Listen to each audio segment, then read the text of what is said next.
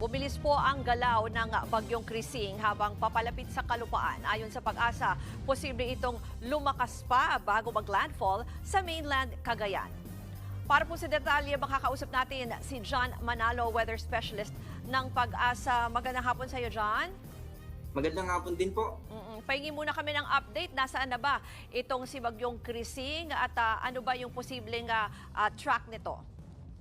Sa kasalukuyan ay nasa 520 kilometers po ito, silangan or east ng Sorsogon or east ng Bicol region.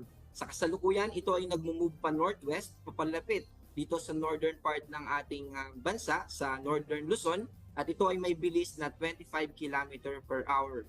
Ito ay may maximum sustained winds or lakas ng hangin malapit sa sentro ng bagyo na 55 kilometers per hour, at meron itong gustiness or pagbugso na maaaring umabot na 70 kilometers per hour. Nakita natin na bukas ay mas lalapit pa ito sa ating kalupaan at inaasahan natin na maglalandfall ito sa northern tip ng Luzon, at nakikita natin na mas marami pa yung maapektuhan bukas at sa Sabado. John, sa ngayon ba ilan yung mga probinsya na nagtaas na kayo ng wind signal? Opo, dito po na sa malaking lugar ng Northern Luzon, kasama yung southern portion ng Batanes, yung Cagayan, kasama yung Babuyan Islands, Isabela, Quirino, yung northeastern portion ng Nueva Vizcaya, dito rin sa northern portion ng probinsya ng Aurora, Apayao, Abra, Kalinga, Mountain Province, Ifugao, Ilocos Norte, northern portion ng Ilocos Sur, at dito sa northeastern part ng Catanduanes.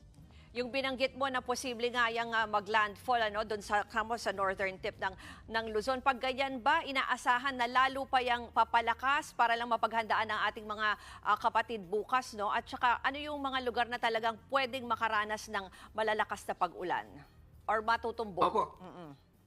Pagdating po niya dun sa northern tip, at una po siguro yung enhancement niya or yung paglakas nitong tropical depression Krising ay inaasahan natin mamayang gabi. Magiging ganap na siya na tropical storm, at bukas posible din ito na mas mag-develop pa sa mas malakas na type ng bagyo na maging severe tropical storm naman. At yung inaasahan natin na maaapektuhan ng malalakas na pag-ulan ay dito sa northern Luzon, at ganun din maaaring umabot dito sa northern part ng Central Luzon region kasama yung Bicol region. Also, mahalaga din na i-note natin na magkakaroon ito ng interaction dito sa ating habagat, kaya posible rin na makaranas tayo kasama yung Metro Manila, yung western part ng Southern Luzon, kasama yung